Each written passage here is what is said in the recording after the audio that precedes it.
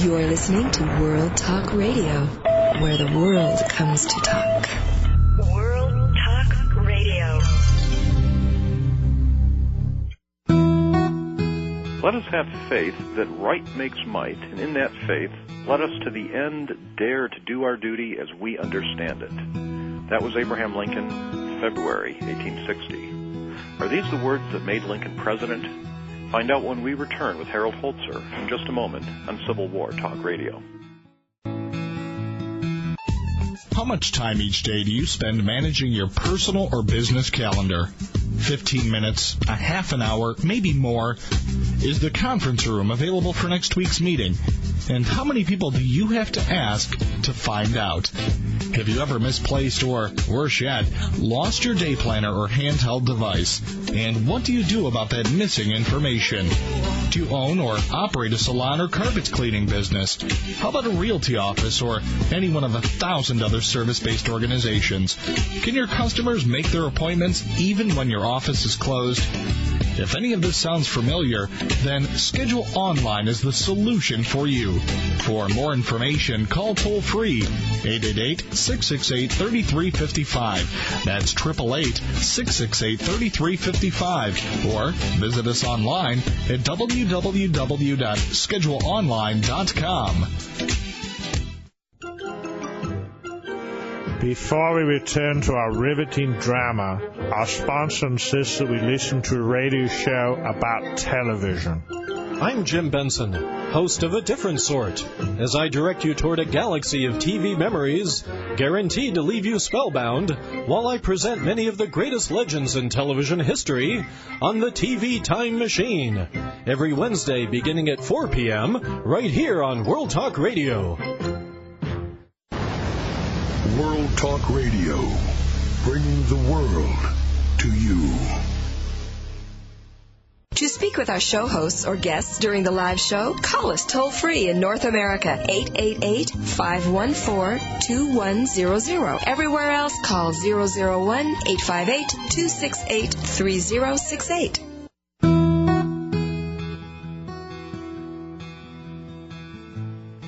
Welcome back to Civil War Talk Radio. I'm Jerry Prokopowicz, and with me today is Harold Holzer, Lincoln author, and author most recently of a book about one of Lincoln's most important, but not best-known speeches, the Cooper Union Address.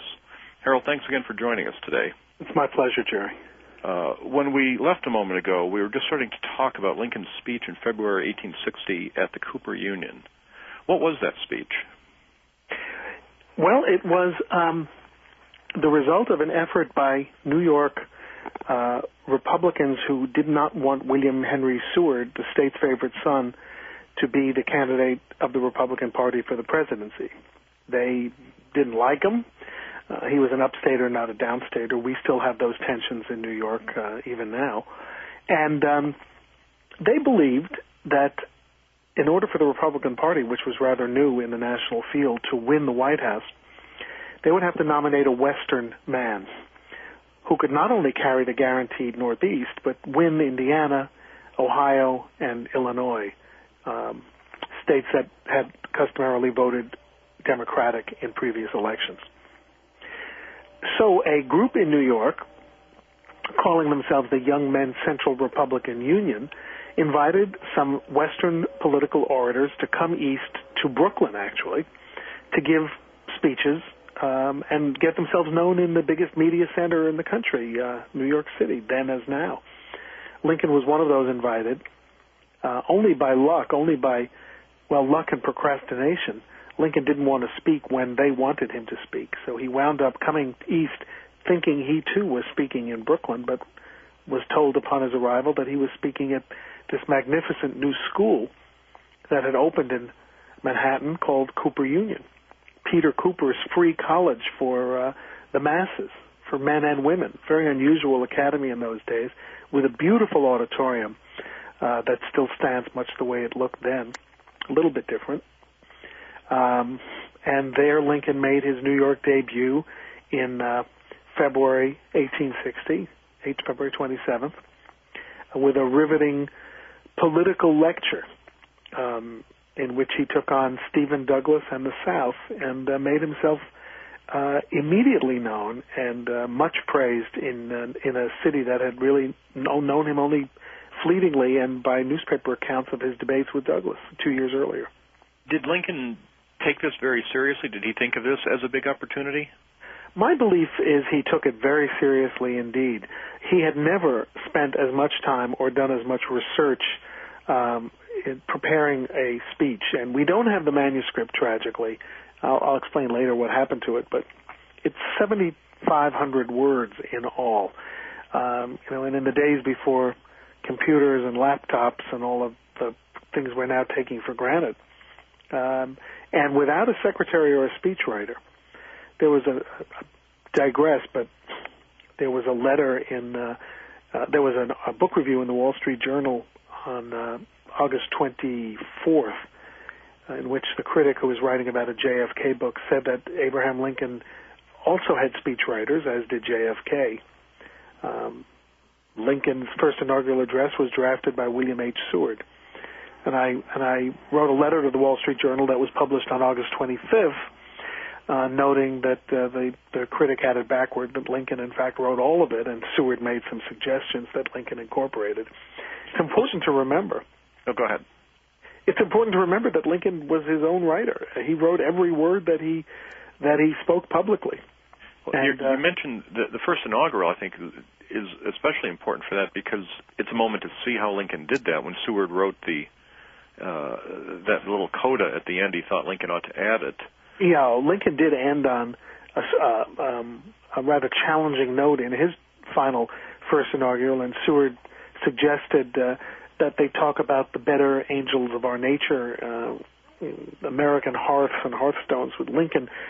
It was a good sentiment, as I said in the Wall Street Journal, a noble sentiment, but prosaically expressed, and Lincoln transformed it into poetry. So he wasn't only a great writer, he was a great editor, too. Absolutely. But anyway, he spent weeks and weeks in the law library while he was practicing law, while he was doing other things, while he was worried about his son spending crazily at school, as all our kids do. Jerry, your kids don't yet, but they will, I'm sure. Yes.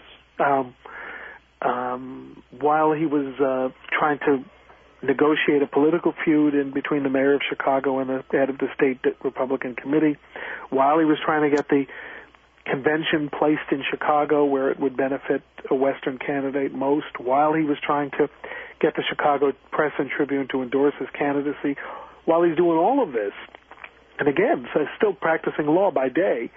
I mean, you say I work a lot. This guy went to the law library and read all of the proceedings of the constitutional conventions, not only national but state conventions, and to try to prove that the founding fathers of the country believed that the federal government could control the spread of slavery, which was the theme of the speech. And that was the fundamental issue dividing the country by the late 1850s. Slavery in all its forms certainly was, and Lincoln's line in the sand, and most moderate Republicans who were seen as radical and revolutionary by the citizens in states, the white citizens in states who would later form the Confederacy, was that slavery ought to be put on the course of ultimate extinction by restricting it to where it existed, and that slavery should not be allowed to spread to the new Western territories as they became states and as they became official territories. Lincoln said absolutely not, and many Southerners thought that this was enough to drive them out of the Union. Did Lincoln rehearse this speech before he gave it? Well, we have various eyewitness accounts. I wrote a book about this, and I'm not sure that they're all reliable. I discuss them in the book, and I offer them, and I let readers make their own judgments. There were people in the law offices that he used in Springfield, which lawyers were always hanging about. Lincoln was so entertaining, it was worth it. And law students were clerking there, who say that Lincoln read parts of it aloud. Now, he liked to read his speeches aloud. He read his first inaugural address to his family. We know he read the House Divided address to a group of supporters. So it's reasonable to believe he read parts of it. I mean, it was over 2 hours, so it did require quite a bit of uninterrupted time to do. I think Lincoln made it known, and there were even reports that he used to walk up and down the street with a 2-year-old relative on his shoulders, speaking aloud parts of it. He was worried that his voice wouldn't carry in this unknown, actually a church, which is where he thought he was going to speak. Did he travel, I want to say, to Kansas before the speech and give similar speeches as if practicing? You certainly can find traces of the arguments in Cooper Union, his speech in Leavenworth and other places in Kansas around the time of John Brown's raid, and then another speech around the time of John Brown's execution. It's clearly very much on people's minds at the time. One of the devices he used in the Cooper Union speech was to address some words to the South, although he knew they weren't listening. In fact, they weren't. The speech was not reprinted anywhere in the South and was discussed, and of course in a critical way, only in one newspaper that I've ever found, and that's the Richmond Whig. Yes, you can certainly see the development of the argument as he moves. In fact, even before Kansas, as he speaks in Ohio in '59, and then in Kansas. So then he travels eastward to go very laboriously, to give the speech. As I recall, when I worked at the Lincoln Museum in Fort Wayne, Indiana, the story was told of how he stopped in Fort Wayne on that momentous journey, long enough to change trains and then leave town never to return again. Long enough to change trains and be recognized at the station. Now, he was traveling with his wife's cousin, Mrs. Smith, and her 2-year-old son. This was not an easy trip. Here he finally gets away from his own house and his own kids, and he's stuck with a woman and a 2-year-old through all the way to Philadelphia, changing trains all the time. But Jerry, you know the newspapers in Fort Wayne, having lived there for so long, but a charming reporter in Fort Wayne wrote an article, a little item, saying, Mr. Lincoln is among us. He has just passed through town with a woman, not his own wife, who says her name is Mrs. Smith. And if our listeners find themselves in Fort Wayne and want to see the site of the station where the train changing took place, it's now gone, but Mike's Car Wash on Clinton Street, I believe, the site where that actually happened. I didn't know that. That's interesting. You never took me there. No, it's a block from the current abandoned railroad station, which was built and abandoned after the old one. Okay. So, you know how urban centers go these days. Yeah. The railroads are not the center of town anymore. No. So he gets to New York. He discovers he's speaking at the Cooper Union. Right. The expectations must be limited because people know of Lincoln only by what they've read of him, but they've never seen him. They've never seen him, but he knows now that the others have spoken, that others have gone into this series. Cassius Marcellus Clay, Tom Corwin, the wagon boy of Ohio, just a couple of those who spoke before he got there, and they were well received.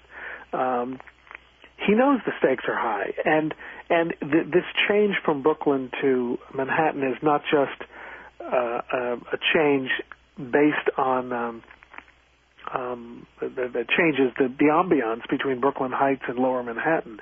It is going from a church audience. I mean, they weren't necessarily worshiping, but it is a very particular church, and unlike the railroad depot in Fort Wayne, it still stands. It's Henry Ward Beecher's Plymouth Church, which was, I would say, the soul of the abolitionist movement in the Northeast. There had been a mock slave auction there where the church parishioners actually contributed to buying a runaway slave and liberating her very publicly. And the site of Beecher's weekly sermons that were attended by tourists that were so popular and published in the newspapers the following day. Such an important site that Lincoln, rather than rewrite his speech, had to make his way to pay the obligatory visit to attend church services there the day after he arrived in New York City. So now, as he says, he can't just stay for church supper after the services because he's got to make his speech more secular. So there's a lot of rewriting to do, and he has to do it on Sunday for his Monday speech. So now he gets up before the audience and... Having had his picture taken, don't forget that important. That's true, that famous lengthy photograph. He took that big 3/4 length photograph, the most famous of his beardless photos, at Matthew Brady's brand new gallery in in what is now Greenwich, the very southern end of Greenwich Village, north of Cooper Union. And then he goes and stands up before 1,200 people. He's told to someone he recognized in the crowd to put his hat on a cane and wave it up and down from the back row if he can't hear him, because he's nervous, again, about the audience. It was a long vertical hall with lots of pillars in there, and it was actually, it's an absolute marvel of acoustics. If I can digress for one more second, last May, when Sam Waterston recreated the speech for a sold-out house, unlike Lincoln in 1860, Law and Order in 2004 is a sellout kind of a proposition. And absolutely, Sam Waterston is probably much more famous than Abraham Lincoln was when he got to New York. Sam Waterston wondered whether he could do it without a microphone. If Lincoln did, it would be more authentic. And again, he was going to do the whole 2-hour speech he did it as a celebration of the publication of the book Lincoln at Cooper Union that I'd done. And he stood back from the lectern, the same lectern, by the way, that Lincoln used, still on the stage. And he began speaking, and he's got kind of the same kind of a voice that Lincoln had, what you'd call high-pitched. And a little bit nasal maybe, but, like the great politicians of the 19th century, actors have something special in their voices. They come from the chest, they don't come from the mask, and his voice really carries, unlike mine, for example. And everything he said, even sotto voce, could be heard in that hall. So he could have done it without a microphone easily, as Lincoln did. So it's a beautifully constructed hall acoustically. Another great American talent that we seem to have lost is making these halls so perfect for listeners. So Lincoln now has had his photo taken, has appeared. He, of course, has no amplification. Right. Who introduced him? He was introduced by William Cullen Bryant, the poet, who was then the editor of the New York Evening Post, the very progressive pro-Republican newspaper of New York. And Bryant introduces him, and Lincoln sort of unfolds himself from a low chair, a chair that's too low for him, and begins to speak. And for the first 10 minutes, if we believe all the reports, and the reports of his subsequent addresses in New England, there seemed to be a magical 10-minute mark when Lincoln gave long speeches. For the first 10 minutes, people stared in disbelief at his appearance, couldn't deal with his accent, looked at his boots, couldn't believe how big his feet were or big his hands were, and then after 10 minutes, they began to be carried along by the argument and by the brilliant way he presented it, by the very plain, simple style he had, fact-driven, logic-driven. And you read about this 10-minute mark in a lot of reminiscences of all these Cooper Union and Cooper Union derived speeches. And that's what happened in New York. One man in the front row said, remembers writing down a note for publication later, "Old fellow, this won't do. This is New York." And after it was over, he threw his hat in the air and turned to someone and said, he's the greatest man since St. Paul. And so he had this magical impact on people. And he certainly came through in New York. He was an absolute sensation. Well, it's a remarkable thing that this speech could turn an audience around as it did. We're going to take another short break here on Civil War Talk Radio and return and talk more with Harold Holzer, author of Lincoln's speech at Cooper Union, the words, I'm getting the title not exact, the speech that made Abraham Lincoln president. That's it. There we go. We'll be back and talk more with Harold Holzer about that in just a moment on Civil War Talk Radio.